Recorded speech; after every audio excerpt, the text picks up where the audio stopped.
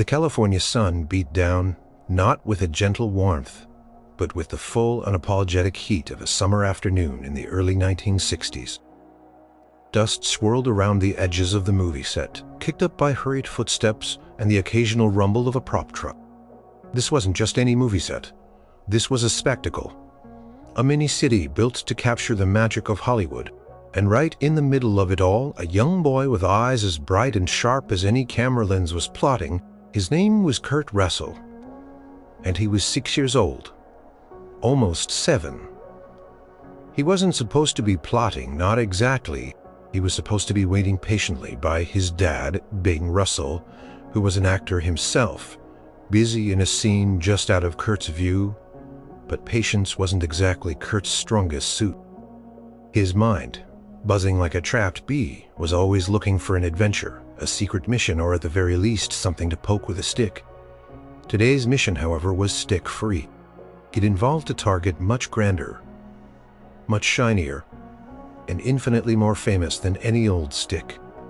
The target was Elvis Presley. Elvis was the undisputed king, even to a 6-year-old who understood more about cowboys and spacemen than rock and roll. Kurt had seen Elvis on TV, heard his songs blasting from the radio, and watched as grown-ups, even his dad, who seemed pretty cool already, got a little starry-eyed whenever the king was mentioned. Here on the set of It Happened at the World's Fair, Elvis was everywhere. He moved with a kind of effortless cool even when just walking between takes, surrounded by a constant hum of the tension. Kurt had been watching him for a while. Not in a creepy way, just in that intense, curious way kids have when something truly captures their attention. Elvis was currently standing near a makeshift wall, chatting with the director and a couple of crew members. He was wearing a dark shirt that probably cost more than Kurt's entire wardrobe, and his hair, that famous black pompadour, was practically a work of art in itself.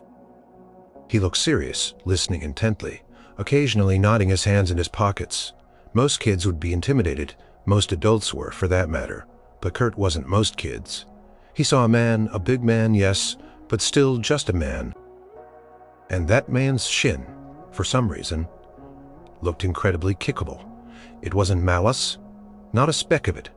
It was pure, unadulterated, childish impulse. It was the "I wonder what would happen" instinct that drives little kids to climb trees too high or taste something they shouldn't, or in this case to interact with the biggest star in the world in the most unexpected way possible.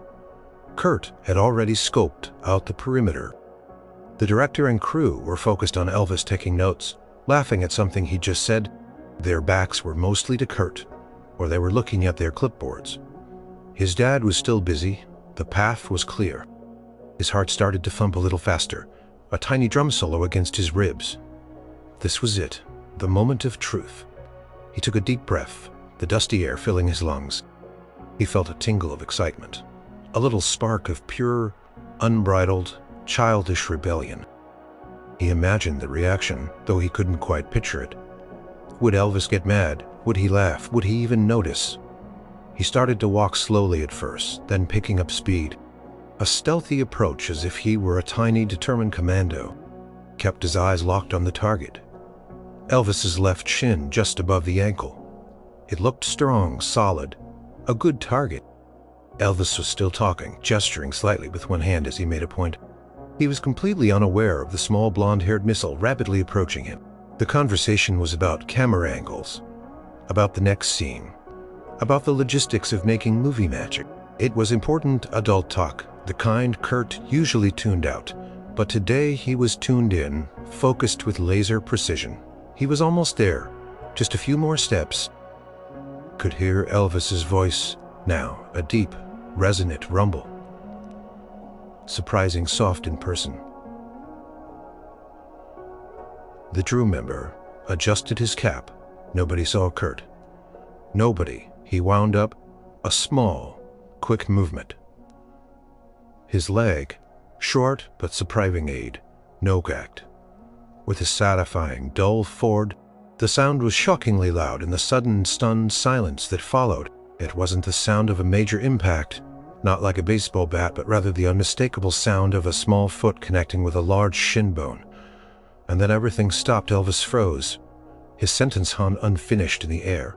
The director's smile vanished. All eyes snapped towards the source of the unexpected intrusion. And for a split second, the only thing that could be heard was the distant rumble of a prop truck and the rapid pounding beat of Kurt Russell's own triumphant Terrified. He had done it. He had kicked Elvis Presley in the shin. Now what was going to happen?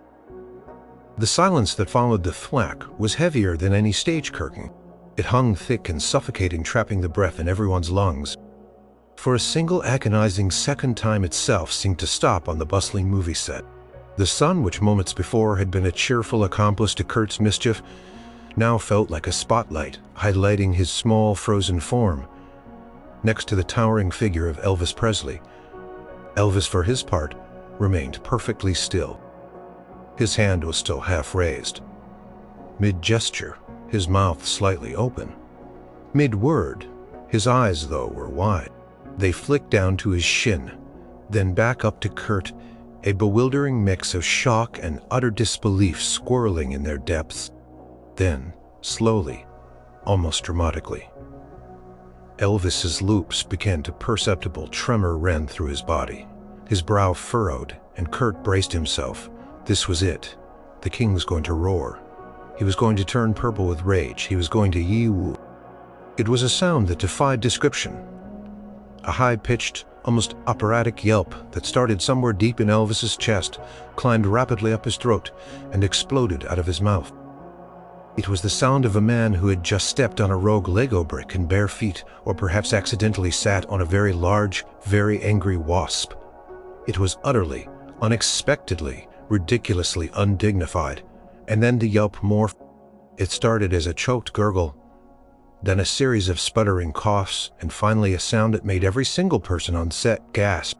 Elvis Presley, the king of rock and roll, threw his head back and burst into laughter. It wasn't a polite chuckle.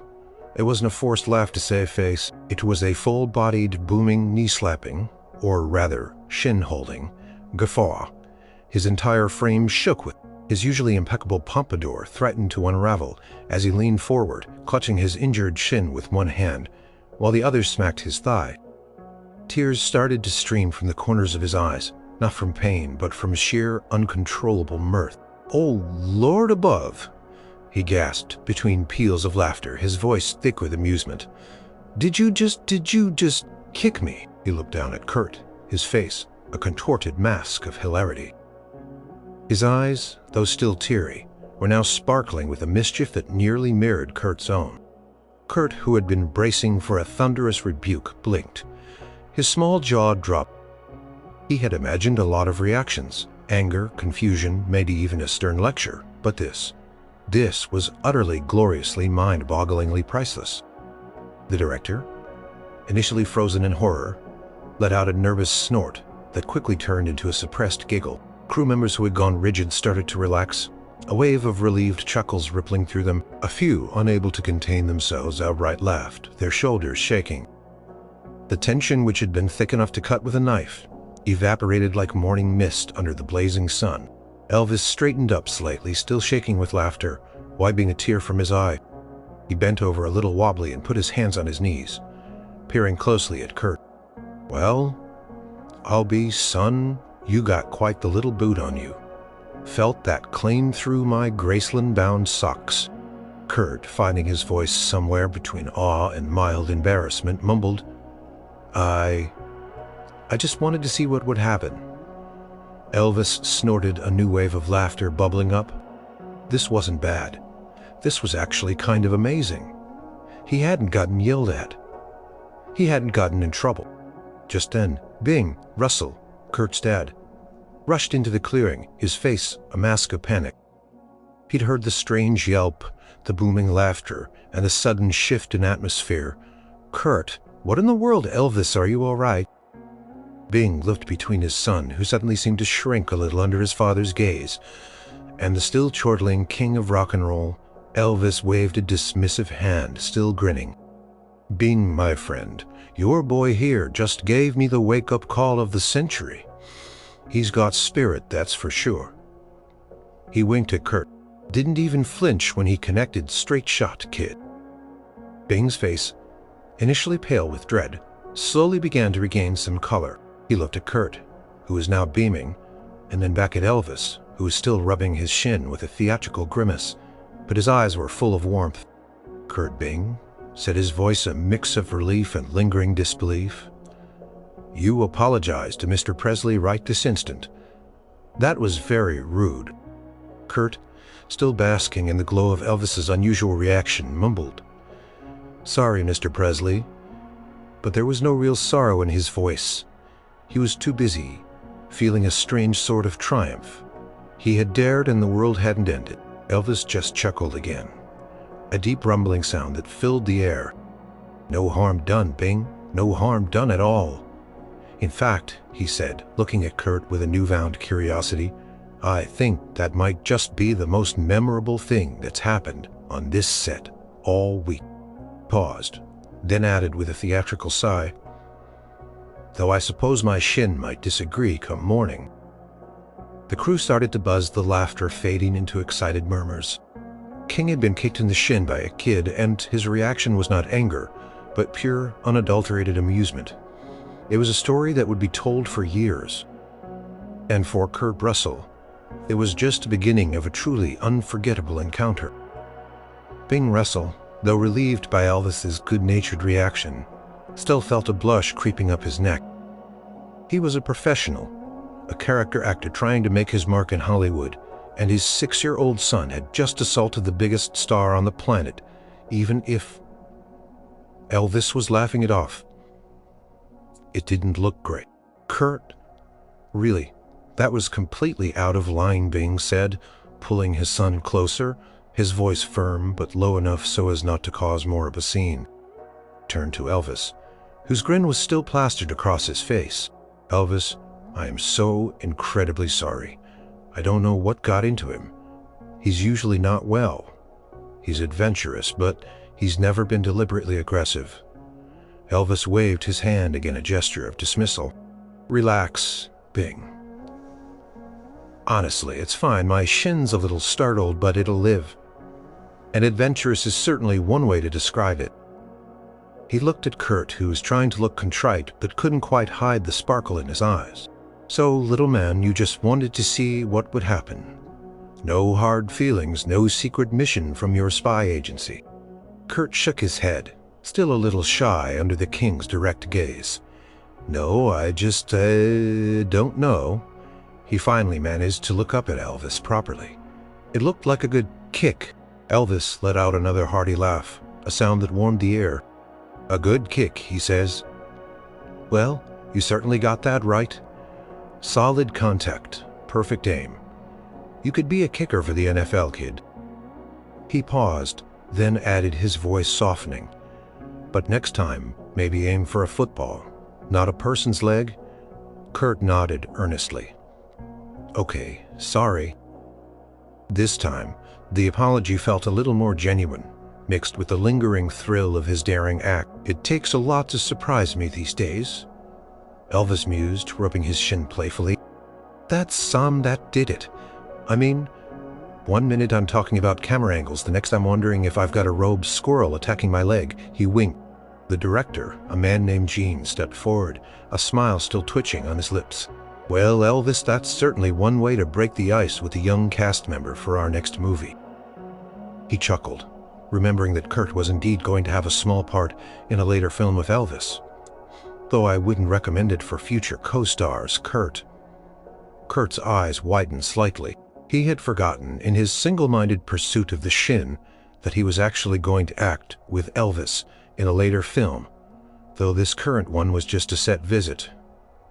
Elvis looked at Kurt with a thoughtful expression. "You know, I respect a kid with that kind of gumption. Takes a lot of nerve to just walk up to, well, to anyone, and give them a good solid thump." He knelt down slowly, wincing a little theatrically, bringing himself closer to Kurt's eye level. His famous blue eyes, which held entire stadiums captive, now focused solely on the small boy. "So, Kurt," Elvis said, his voice surprisingly gentle, "what made you pick my shin, huh?" out of all the things to do on a movie set? Kurt considered this, his brow furrowed in deep thought. He wanted to give a good answer, something more than, "I don't know." It looked like it needed a kick, he finally decided, as if it were the most obvious thing in the world. "And you were standing still." Elvis burst out laughing again, a booming sound that startled a nearby bird. He was standing still. Bing, you hear this? The kid's a critic of stillness. Well, can't argue with that. This movie business, it does make you stand around a lot. He stood up, shaking his head with a smile. "All right. Apology accepted, young man." And frankly, I needed a good laugh. Bing, seeing that Elvis was truly unbothered, began to relax completely. "Well, thank you, Elvis. That's very generous of you." He put a hand on Kurt's shoulder. "Now, what do you say we go find some shade and maybe a cold drink? Huh?" "Wait a minute," Elvis said, holding up a hand. He looked at Kurt. "What's your name again, son?" "Kurt." "Kurt Russell?" Elvis repeated, testing the name. "Got a good ring to it?" "So, Kurt, you here all day?" Bing stepped in. "No, we were just visiting for a bit. Kurt's got a small part in Kissin' Cousins next year, so we figured we'd get him acquainted with the set." "Didn't expect this kind of acquaintance, though." Elvis grinned. "Kissin' Cousins, huh? Well, that means we'll be seeing more of each other. That's good." He looked directly at Kurt. "Tell you what, Kurt, I'm about to break for lunch. You and your dad want to join me? We can talk about shin-kicking techniques or maybe just eat some honest-to-goodness Hollywood grub." Kurt's eyes went wide. Lunch with Elvis Presley after he'd just kicked him. This was unheard of. Bing, surprised but pleased by the unexpected invitation, quickly said, "That's very kind of you, Elvis. We'd be honored." "Good." Elvis clapped his hands together. "Follow me then, and try not to kick any more movie stars on the way. My other shin is feeling awfully vulnerable right about now." He shot Kurt another mischievous grin and limped playfully towards the catering tent, leaving a trail of amused whispers in his wake. Kurt, feeling like he'd just gotten away with the biggest prank of his life and earned an amazing reward for it, walked beside his dad, practically bouncing. He glanced back at the spot where the kick had happened. It seemed so ordinary now, but he knew, Elvis knew, and everyone on set knew that something truly extraordinary had just taken place. An accidental act of defiance, followed by a reaction that was not just priceless, but surprisingly kind, had just opened a very unexpected door. The catering tent was a bustling hub of activity, a temporary oasis from the blazing sun and the demands of filmmaking. Trays of food, mountains of sandwiches, and pitchers of iced tea lined long tables. Kurt, usually a picky eater, found himself surprisingly hungry, though he suspected it had more to do with the company than the cuisine. Elvis, true to his word, led them to a quieter corner of the tent. People still glanced at him, whispered, and occasionally tried to catch his eye, but Elvis handled it all with practiced ease, nodding, offering a small smile, and keeping his focus on Bing and Kurt. "Help yourselves," Elvis said, gesturing to the spread. "Don't let the glamour fool you. Movie food is mostly just food." He picked up a chicken leg, though these fried chicken legs are usually pretty good. Kurt, still a little intimidated, picked out a hot dog.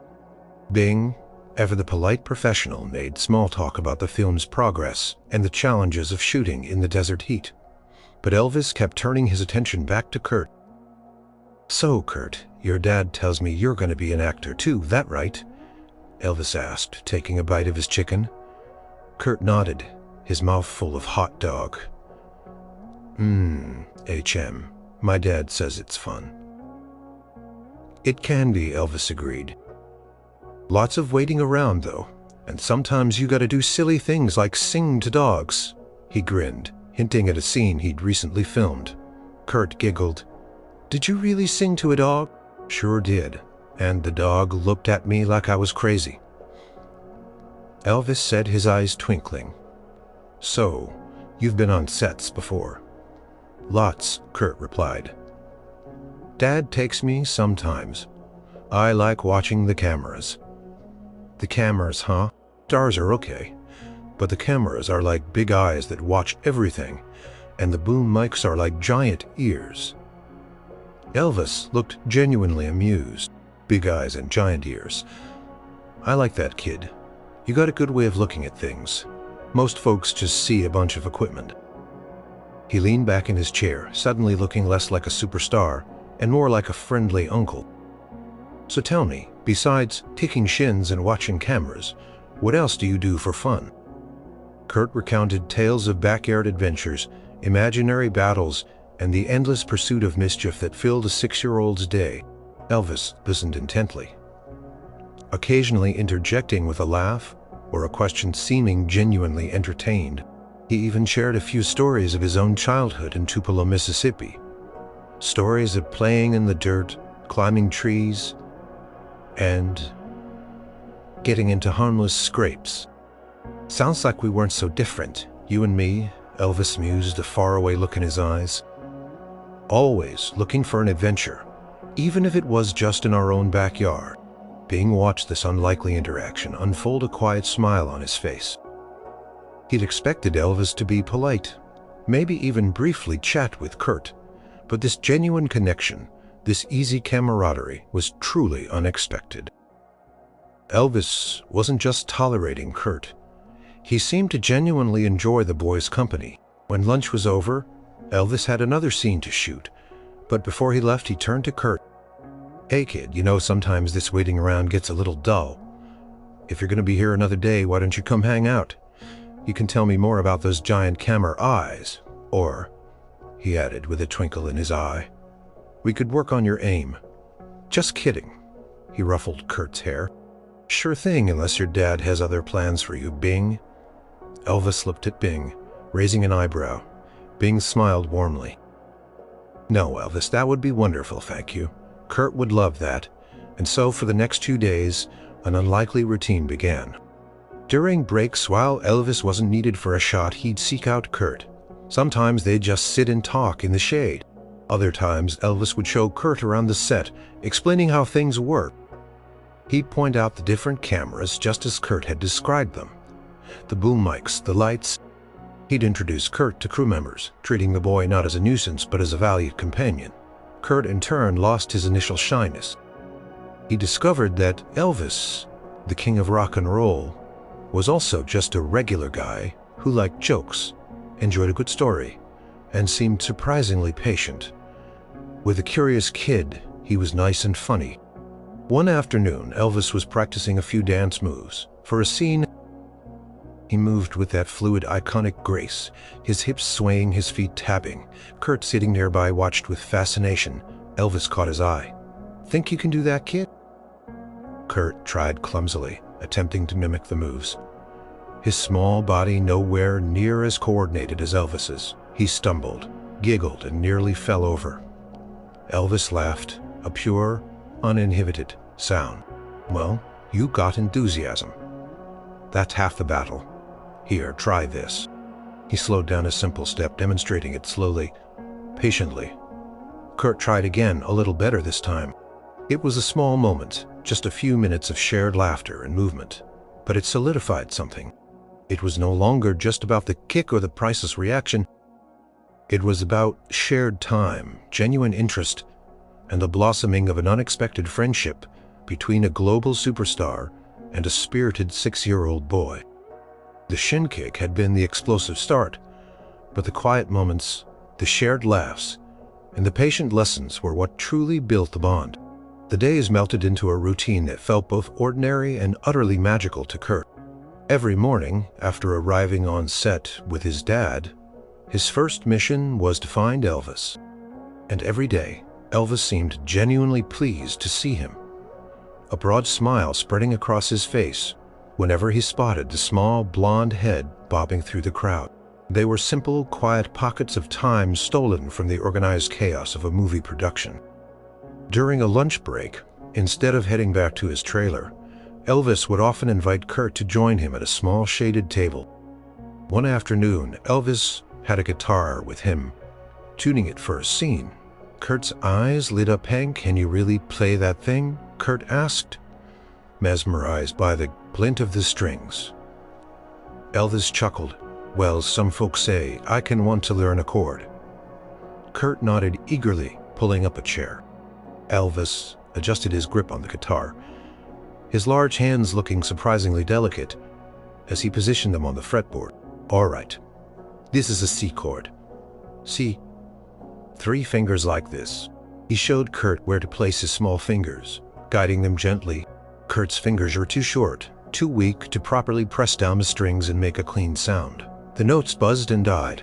"It's hard," Kurt admitted, his brow furrowed in concentration. "Anything worth doing is hard at first," Elvis said kindly, "but you keep trying. Even the king here," he tapped his chest with his free hand, "had to start somewhere. My first chord sounded like a whole herd of angry cats," he laughed. "Don't give up. Practice, practice, practice." He played the C chord cleanly, a rich, resonant sound filling the air. "Hear that? That's what you're aiming for." He taught Kurt a simple strumming pattern. And for a good 20 minutes, the king of rock and roll patiently coached a 6-year-old on the basics of a guitar chord. Kurt left the impromptu lesson feeling a thrill of accomplishment, even if his fingers still ached and his chords sounded more like buzzing bees than music. Another time, during a particularly long setup for a tricky shot, Elvis noticed Kurt sketching in a small notebook he carried. "What's that you got there, Picasso?" Kurt held up the notebook. He'd been drawing caricatures of the crew members, exaggerating their features. The director with a ridiculously long nose, a grumpy cameraman with perpetually pursed lips. Then he flipped to a page with a quick sketch of Elvis himself, mid-sing, his lips curled into that famous sneer, but with a tiny, almost invisible kick mark on his shin. Elvis leaned over, his eyes widening. He burst into laughter when he saw the caricature of himself, especially the tiny shin mark. "Well, I'll be you. You even got the old kick mark in there. That's something else, kid. You got a real eye for detail." He pointed to the director's sketch. "And you definitely nailed Gene's nose." "He'll love that," Kurt beamed, proud of his work. Elvis took the notebook, carefully tore out the page with his caricature, and signed it with a flourish. "For your collection, young artist, and a reminder not to mess with the king's shins," he winked. "Don't let anyone tell you not to draw what you see. It's a gift." Beyond the specific lessons, Elvis also offered quiet wisdom. Kurt, being a curious kid, would sometimes ask about Elvis's fame. "Is it fun being Elvis Presley?" Elvis paused, looking out at the bustling set, at the people constantly watching him, waiting on him. He took a deep breath. "It's different, Kurt. It's wonderful to sing for so many people, to make them happy. But sometimes," he lowered his voice a little, "sometimes it's hard to just be a regular person, to just walk down the street or eat a hot dog without someone wanting your autograph." He looked at Kurt with a wistful smile. "That's why I like hanging out with you, kid. You don't ask for my autograph, you just kick me." Kurt giggled, understanding on a simple, intuitive level. He saw Elvis not just as the legendary singer, but as the kind man who patiently showed him guitar chords, laughed at his silly drawings, and treated him like a peer. He saw the genuine person beneath the polished star. One particularly hot afternoon, Kurt was feeling sluggish and bored. Elvis, sensing his mood, called him over. "Come here, partner. I got a riddle for you." He then spent a good 10 minutes telling Kurt a series of silly riddles, some old classics. Some he seemed to make up on the spot. Kurt, energized by the mental game, forgot all about the heat and his boredom, bursting into laughter at the punchlines. These shared moments, whether it was a guitar lesson, an art critique, a philosophical musing on fame, or a simple riddle, wove a strong, unexpected tapestry between them. Kurt was learning more than just movie set secrets. He was learning about kindness, humility, and the unexpected warmth that could exist between people from vastly different worlds. And Elvis, in turn, seemed to find a genuine, uncomplicated joy in the presence of a child who saw him not as an icon, but as a friend. The shin kick had opened the door. But these quiet, shared moments were what built the unexpected bridge between the king and the mischievous boy who dared to challenge him. It didn't take long for the story of Kurt's infamous shin kick to spread like wildfire across the set. Crew members, makeup artists, and even other actors would whisper about it, sometimes chuckling openly when Elvis walked by. And Elvis, far from being annoyed, seemed to revel in it. He'd often point to his shin with a mock wince whenever he saw Kurt approaching. "Watch out, folks. Here comes the shin assassin," he'd call out playfully, garnering more laughter from the crew. Kurt, initially a bit embarrassed by the constant reminder, soon started to play along. He'd puff out his chest and pretend to flex his small bicep, striking a pose like a tiny, dangerous karate master. "Don't make me do it again, King," he'd retort, his voice a surprisingly good imitation of a tough guy movie character. "Oh, I don't doubt for a second you could, Kurt," Elvis would reply, a wide grin on his face. "But let's agree to a truce, all right?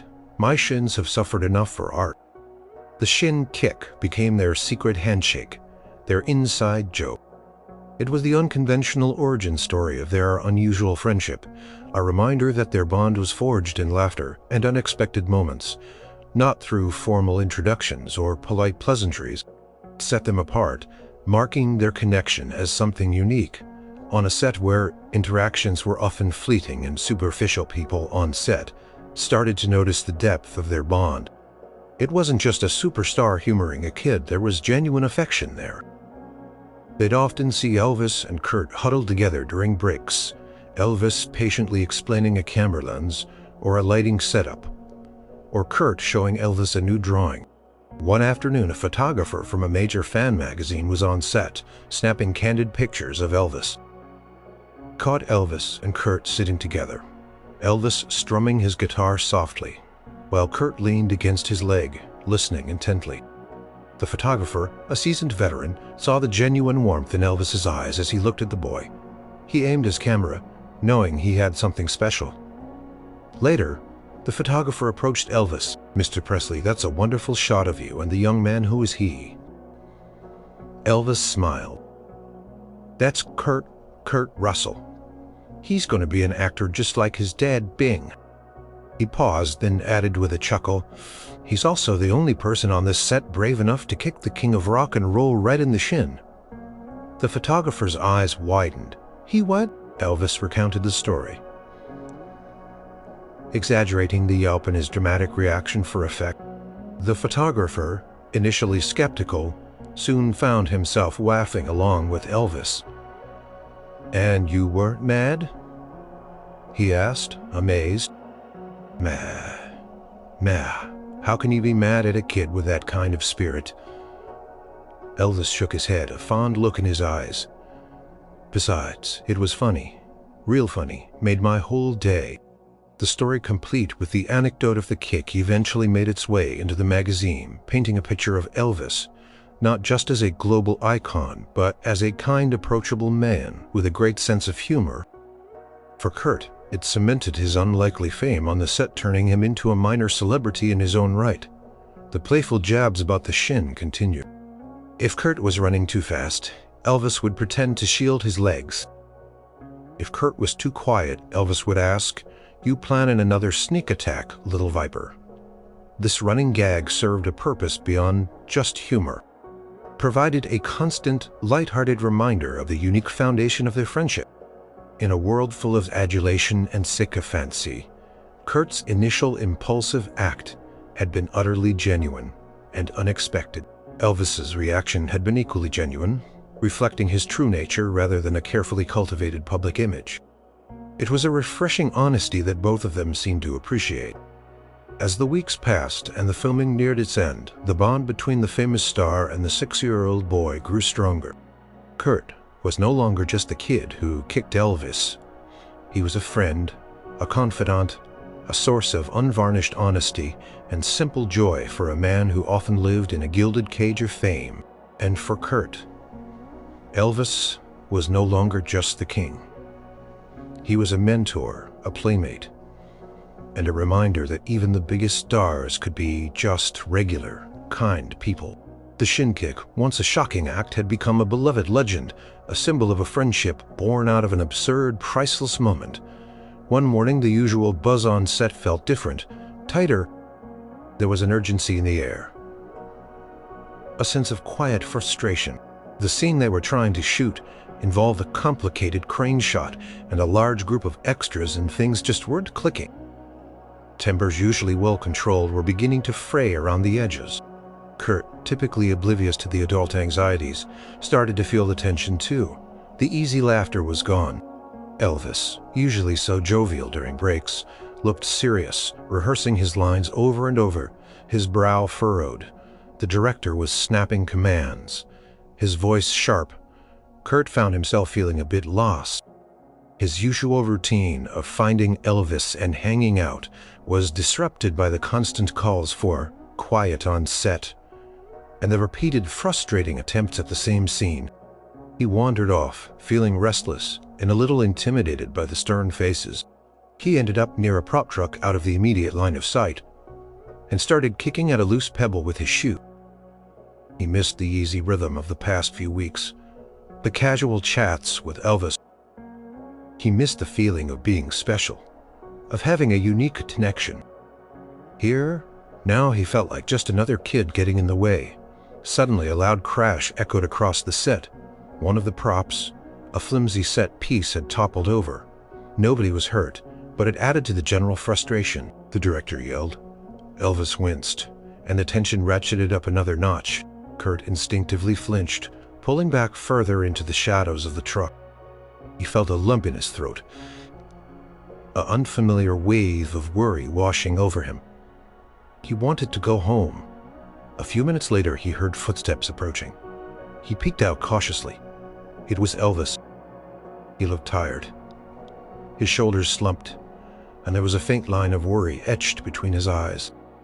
He wasn't looking for Kurt, just seemed to be looking for a moment of quiet, too. He leaned against the truck, unaware that Kurt was hiding just inches away. Elvis let out a long sigh, running a hand through his hair. Lord, sometimes this job, it takes it out of you, he mumbled to himself, his voice sounding weary.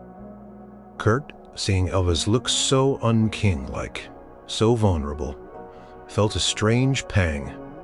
He usually saw Elvis as big, strong, always laughing, but right now he looked just like any tired grown-up. The lump in Kurt's throat swelled.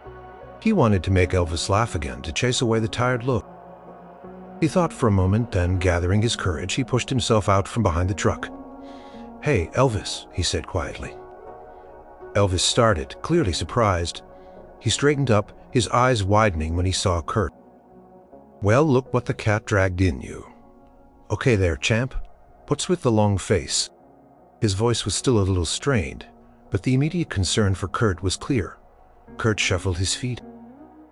I heard the crash and everyone's yelling. It's loud. He looked down, embarrassed. And you look sad. Elvis knelt down again, though not with the theatrical wince from before. This time his movement was slow, deliberate, as if to match Kurt's mood. Yeah, well, sometimes things don't go as planned on a movie set. Gets frustrating for everyone. He reached out and ruffled Kurt's hair gently. That doesn't mean it's your fault or that you gotta hide from it. It's just part of the show. He paused, then asked, You feeling a little overwhelmed, huh? Kurt nodded, biting his lip. A little. It happens, Elvis said, his voice soft and comforting. Sometimes even for big ol' Elvis, but the trick is you gotta remember it's not forever.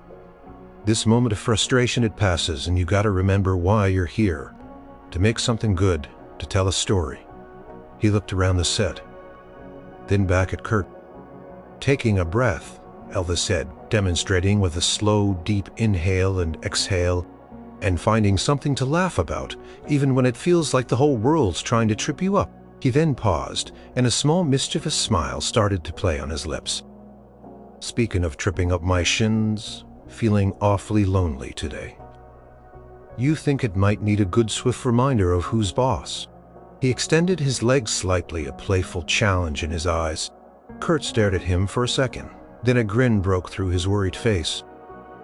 He remembered the first time, the surprise, the priceless reaction. He shook his head, giggling. "Nah, I think your shin has suffered enough, King."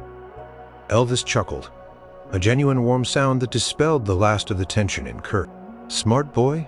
Good. My shin appreciates it, see?" Laughter. Even when things are tough, there's always room for a little bit of fun. A little bit of silly helps you get through it. He stood up, stretching. "All right, little man, come on. Let's go watch them. Try that shot again. And this time, let's see if we can find something funny in it, even if it's just the way the director's hair is sticking up." Kurt, his worries forgotten, walked beside Elvis, feeling a renewed sense of belonging. Challenging atmosphere of the set hadn't gone away, but Elvis's quiet comfort and his playful return to their shared joke had made all the difference.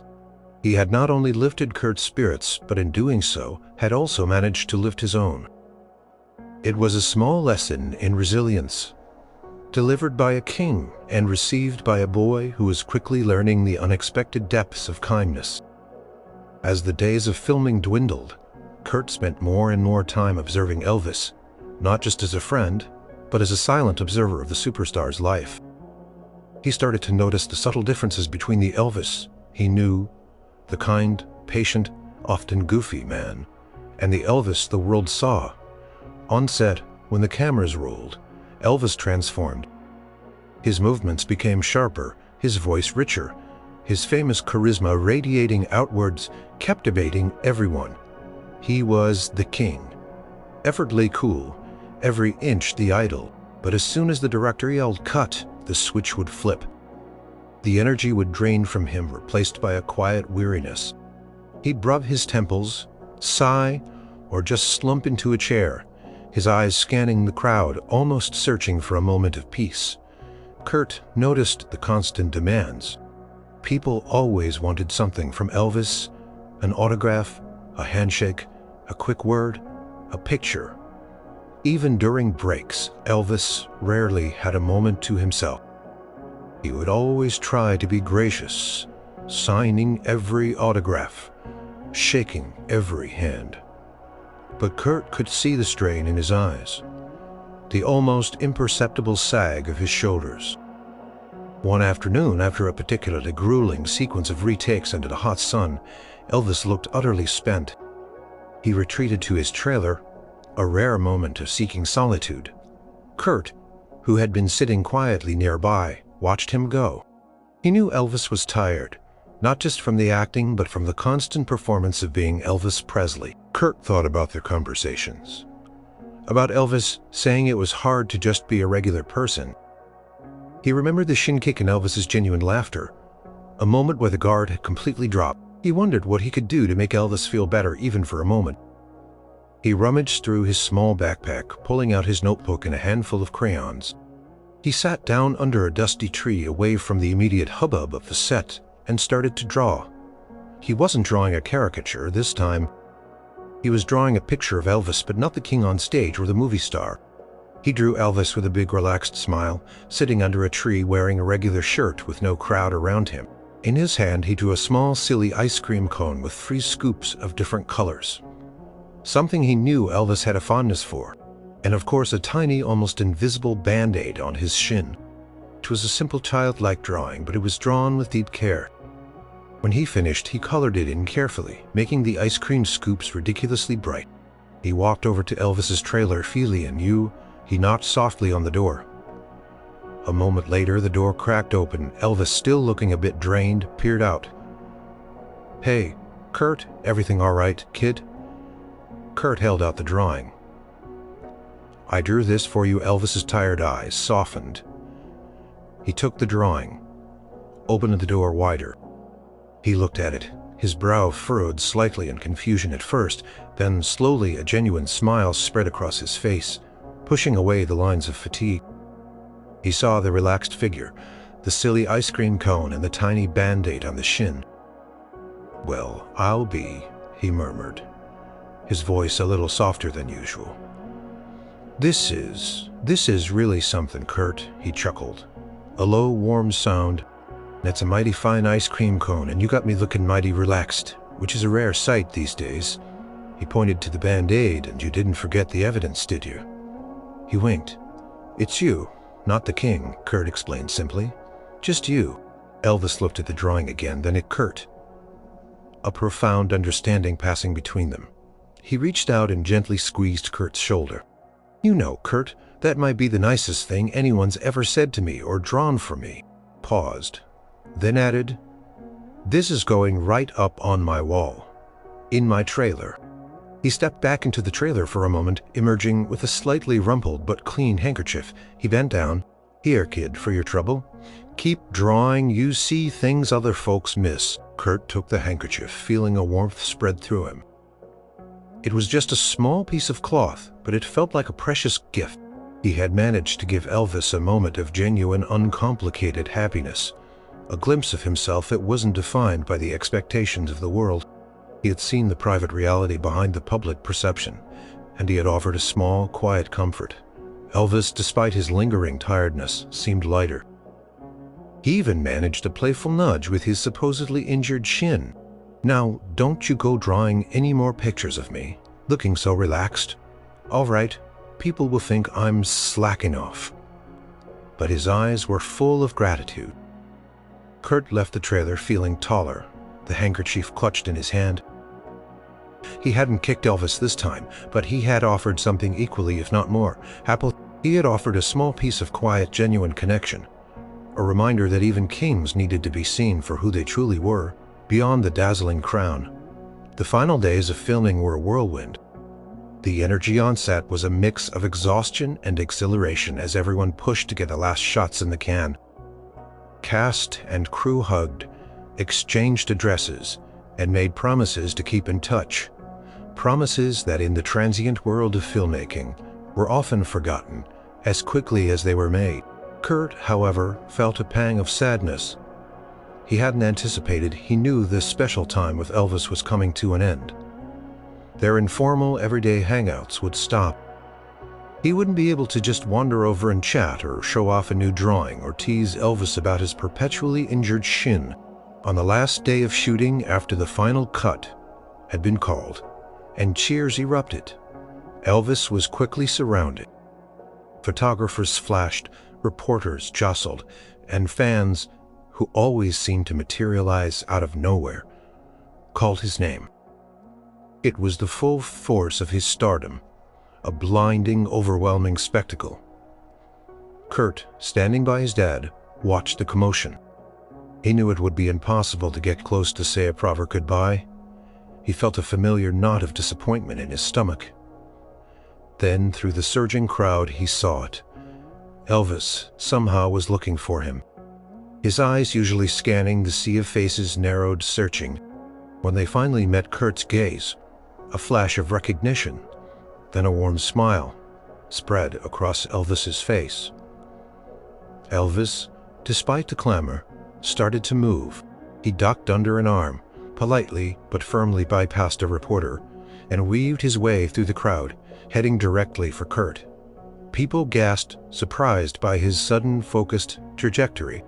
"Hey, little man," Elvis said, his voice a bit louder than usual to be heard over the din, but still soft when he looked at Kurt. He reached out and ruffled Kurt's hair one last time. "Looks like that's a wrap, huh?" Kurt nodded, trying to swallow the lump in his throat. "Yeah. Are you going home now?" "Soon as I can get out of this zoo," Elvis chuckled, gesturing to the surrounding crowd. "But I wanted to make sure I said goodbye to my favorite shin-kicking buddy." He winked, being Russell stepped forward. "Elvis, thank you so much for your kindness to Kurt these past few weeks. It's meant the world to him, and to us." "My pleasure, Bang. Your boy's a good kid, got a good head on his shoulders and a mighty strong foot." Elvis grinned at Kurt. He then reached into his pocket and pulled something out. It was a small silver guitar pick, worn smooth from use. "Here," Elvis said, pressing it into Kurt's palm. "Something to remember me by, and a reminder that even if you're going to be an actor, you should always keep a little bit of that rock and roll spirit in you. It helps." He squeezed Kurt's hand gently, curling his small fingers around the pick. Kurt looked at the pick, then up at Elvis. It was a real guitar pick. His guitar pick. A lump formed in his throat. "And you keep drawing, all right? Don't let anyone tell you that you can't see things in your own way. That's a special gift." Elvis's eyes were warm, full of genuine affection. "You're gonna do great things, Kurt. I can feel it." Paused, then added a little more seriously. "And remember what I told you, even when things get tough, find something to laugh about. It makes all the difference." Then, as quickly as he had appeared, Elvis was pulled back into the swirling vortex of his fame. He waved a final quick goodbye over his shoulder, his famous smile flashing, and then he was gone.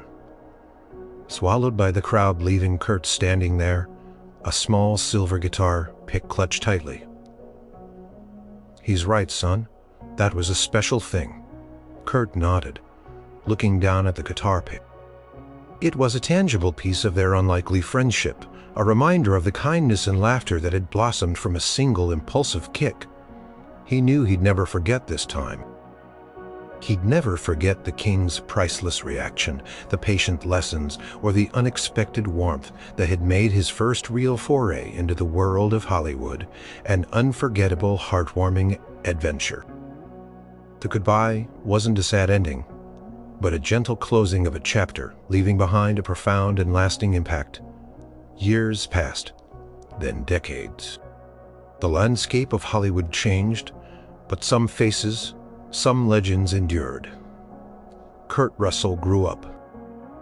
The mischievous shin-kicking 6-year-old blossomed into a talented, respected actor, known for his versatility and the same sharp, bright eyes that had once scoped out Elvis Presley's leg. He worked with countless stars, directors. He built a successful career, made iconic movies, and became a star in his own right. But no matter how many films he made, no matter how famous he became, there was always a particular memory that occasionally resurfaced, often triggered by the most unexpected things.